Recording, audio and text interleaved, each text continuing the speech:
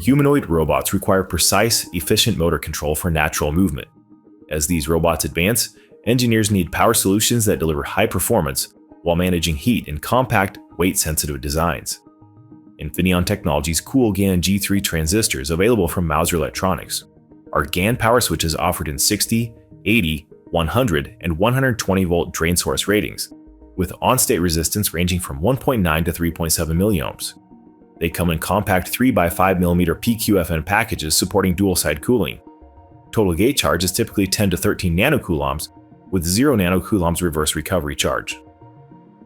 Fast switching and ultra-low gate and output charge reduce inverter switching losses, enabling smaller heat sinks and bus capacitors in motor drives embedded near joints. Infineon Technology's cool GAN G3 transistors can operate with junction temperatures from -40 to +150 degrees Celsius, supporting robust robotics environments and high power density packaging.